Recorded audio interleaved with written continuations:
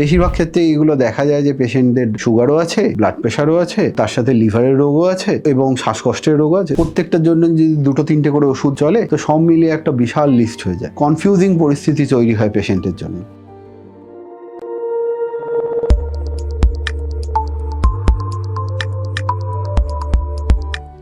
নমস্কার, আমি doctor Debjyoti Chakraborty, consultant gastroenterologist, Ruby hospital. আজকে আমরা কথা বলতে চলেছি ওয়ার্ল্ড লিভার ডে উপলক্ষে লিভার নিয়ে।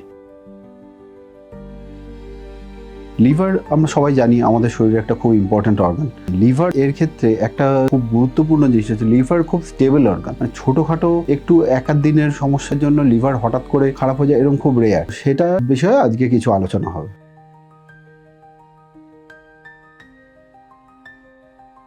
লিভারের ক্ষেত্রে যখন আমাদের এই ড্যামেজগুলো হতে থাকে ধীরে ধীরে সেগুলো অ্যাকিউমুলেট করতে থাকে, এই ড্যামেজগুলো ওভার দ্য ইয়ার্স। এটা স্বাভাবিক বুদ্ধিতেই আসে যে যত বেশি বয়স হবে তত লিভারের কন্ডিশন খারাপ হতে থাকবে। এক্ষেত্রে আমরা যেটা একটু যদি লিভার সংক্রান্ত মেডিসিনের মধ্যে যাই, ডিটেলসে ডিসকাস করি, তাহলে হচ্ছে লিভারের ডিজিজ জেনারেলি 3টে স্টেজে হয়। যে কোনো কারণে, সেটা অ্যালকোহল হোক বা ফ্যাট লিভার হোক বা হোয়াট এভার, 3টে স্টেজে হয়। প্রথম স্টেজে লিভারে ফ্যাট অ্যাকিউমুলেশন হয়। এই স্টেজটা কমপ্লিটলি রিভার্সিবল। এই স্টেজে পেশেন্ট যদি ধরা পড়ে তাহলে এটা লাইফস্টাইল চেঞ্জ করার সাথে সাথে এটা রিভার্স করা যায়। সেকেন্ড স্টেজ হলো যেটাকে বলা হয় ডাক্তারিতে স্টিয়াটোহেপাটাইটিস বা ইনফ্লামেশন, প্রদাহ হচ্ছে। যখন আপনার লিভার ফাংশন টেস্ট আস্তে আস্তে বাড়ছে, সেই স্টেজে অনেকটাই রিভার্সিবল।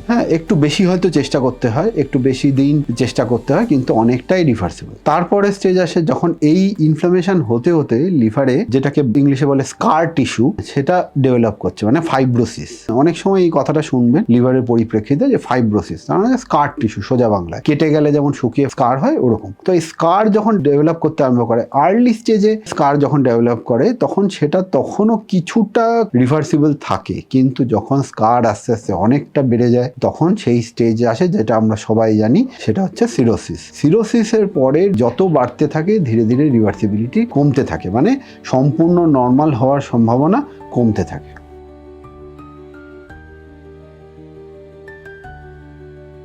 প্রবীণ বা বেশি বয়সী লোকেদের ক্ষেত্রে লিভারের আরেকটা সমস্যা হচ্ছে তাদের ক্ষেত্রে অনেকগুলো করে ওষুধ চলে। অনেক সময় দেখা যায় যেহেতু আমাদের এই যে রোগটা মেটাবলিক সিনড্রোম, যেটা এখন এপিডেমিকের মতো চারদিকে ছড়িয়ে পড়ছে, সেটা হচ্ছে শরীরের মধ্যে যে অঙ্গ প্রত্যঙ্গ সেগুলোতে বিভিন্ন জায়গায় চর্বি জমে যাওয়া, খুব সাধারণভাবে বলতে গেলে। তো এই জন্য বিভিন্ন অঙ্গ প্রত্যঙ্গ ইনভলভ হচ্ছে। বেশিরভাগ ক্ষেত্রে এগুলো দেখা যায় যে পেশেন্টদের সুগারও আছে, ব্লাড প্রেশারও আছে এবং তার সাথে লিভারের রোগও আছে এবং শ্বাসকষ্টের রোগও আছে। তো এগুলো চলে। প্রত্যেকটার জন্য যদি 2-3টে করে ওষুধ চলে তো সব মিলিয়ে একটা বিশাল লিস্ট হয়ে যায়। এখন প্রবলেম হচ্ছে এই ওষুধগুলোর জন্য আরো কিছু শারীরিক অসুবিধা, যেগুলোকে আমরা বলি সাইড এফেক্টস হয়, সেই সাইড এফেক্টস এর জন্য অনেক সময় ওষুধ দিতে হয়। তো সব মিলিয়ে একটা খুব কনফিউজিং পরিস্থিতি তৈরি হয় পেশেন্টের জন্য। এক্ষেত্রে ভালো হলো আপনার প্রাইমারি ট্রিটিং ফিজিশিয়ানের যে প্রধান যাকে দেখান, তার সাথে আলোচনা করে যতটা সম্ভব ওষুধ কমানো। সুগার প্রেশারের কারেন্টলি আমরা যে ওষুধগুলো ইউজ করি তো এগুলোতে খুব বেশি লিভার ইনজুরি কোনোটাতে হয় না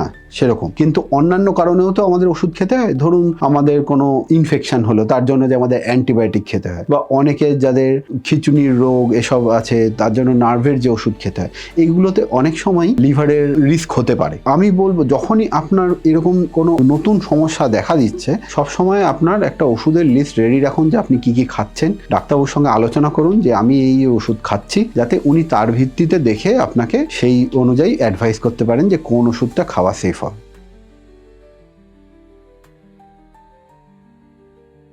লিভারের রোগের ক্ষেত্রে এখন সব থেকে কমন যে লিভারের রোগ আমাদের MASLD বা চলতি কথা আমরা ফ্যাটি লিভার ডিজিজ যেটা বলি, সেই রোগটা তো অ্যাকচুয়ালি শুধু লিভারের রোগ নয়, এটা আমাদের সারা শরীরের রোগ। যেখানেই আমাদের শরীরে বিভিন্ন অঙ্গ প্রত্যঙ্গের মধ্যে ফ্যাট জমে, যেটাকে বলে ভিসেরাল অ্যাডিপোসিটি। তো সেইটার জন্য এই সমস্ত সমস্যাগুলো, এগুলো সব সাদা বাংলায় বলতে গেলে হাত ধরাধরি করে চলে। এই যে লিভারে এই যে ফ্যাট জমছে, সেটা ইন্ডিকেট করে যে আমাদের হার্টেরও রিস্ক বেশি। তো এই সবগুলোর জন্য রেগুলার চেক আপ এই বয়সে করা দরকার। দ্বিতীয়ত হচ্ছে বয়সজনিত যে সমস্যাগুলো হয়, যেমন ধরুন হাঁটুর অসুখ, হাঁটতে পারে না, যে হাঁটতে পারে না তাকে যদি এখন আমি বলি আপনি আধ ঘন্টা হনন করে হাঁটুন, সেটা তো তার পক্ষে সম্ভব নয়। এগুলো ডাক্তারবাবুর সঙ্গে আলোচনা করে কিভাবে ফিজিক্যাল অ্যাক্টিভিটি বানানো যায়। ধরুন যে হাঁটতে পারছে না, তার ক্ষেত্রে উনি যোগাসন করতে পারেন। যদি উনি আগে থেকে সাঁতার জানেন বা অন্য কোনো শারীরিক সমস্যা না থাকে, ডাক্তারবাবুর সঙ্গে আলোচনা করে সাঁতার শুরু করতে পারেন। বা হচ্ছে অনেক সময় যারা আরেকটু বেশি অসুস্থ তাদের জন্য অনেক ফিজিক্যাল থেরাপিস্ট যারা থাকেন, তারা ব্যান্ডে চেয়ারে বসে বিভিন্ন ধরনের ধরনের এক্সারসাইজ এগুলো বলেন, সেগুলো বয়স অনুযায়ী সেগুলো ডাক্তারবাবুর সঙ্গে আলোচনা করে সেগুলো ঠিক করতে হবে।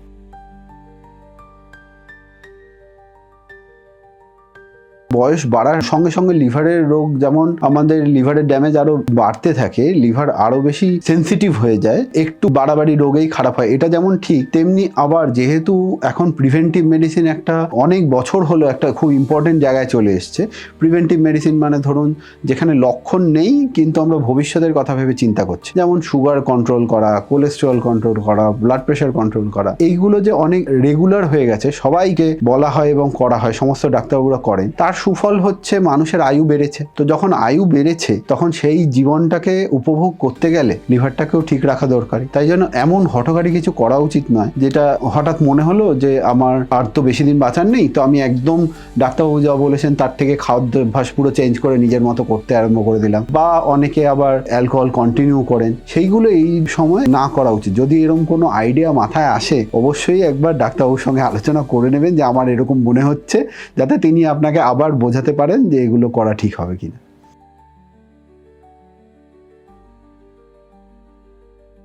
বেশি বয়সীদের জন্য লিভারের প্রোটেকশনের জন্য যে স্টেপসগুলো, সেগুলো অল্প বয়সীদের থেকে একটু আলাদা। এই বয়সে অবশ্যই যেহেতু মাল্টিপল রিস্ক ফ্যাক্টরস অলরেডি এসে গেছে শরীরে, বেশিরভাগ ক্ষেত্রেই বলছি, তো তাদের অ্যালকোহল বর্জন করা উচিত। নতুন কোনো ওষুধ চালু করার আগে ডাক্তারবাবুর সঙ্গে একবার পুরানো ওষুধের লিস্ট দেখে সেটার সঙ্গে মিলিয়ে সেটা আলোচনা করে তবে স্টার্ট করা উচিত। এবং হঠাৎ করে কোনো অনলাইনে দেখে, কোনো কাগজে বিজ্ঞাপন দেখে কিছু হঠাৎ করে কোনো নতুন ধরনের সাপ্লিমেন্ট বা নন স্ট্যান্ডার্ড কোনো ওষুধ, সেক্ষেত্রে আমি বলছি, ধরুন অনেকের একটা ধারণা থাকে যে হার্বাল বা আয়ুর্বেদিক প্রোডাক্ট মানেই সেফ। সেটা সবসময় কিন্তু নাও হতে পারে, কারণ কিভাবে সেটা তৈরি করা হয়েছে, তার মধ্যে কতটা ইমপিউরিটি রয়েছে, বা ওই যে ভেষজটা আপনি ব্যবহার করছেন সেটা আপনার লিভারের জন্য ঠিক কিনা, সেই জিনিসগুলো বিচার করার দরকার আছে, কারণ এগুলো অনেক সময় খুব খারাপ দিকে লিভারকে ঠেলে দিতে পারে। তৃতীয় নম্বর হচ্ছে যতটা মিনিমাম সম্ভব এই এজে এবং পেশেন্টের শারীরিক ব্যাকগ্রাউন্ডে ততটা অ্যাক্টিভিটি মেনটেন করতে হবে। যদি হাঁটতে পারেন তাহলে অবশ্যই হাঁটা ভালো, যদি অতটা হাঁটতে না পারেন তাহলে যতটা ফিজিক্যাল থেরাপি সম্ভব সেগুলো করতে হবে। আর খাওয়া কন্ট্রোল, এই তিনটেই মেন পিলার।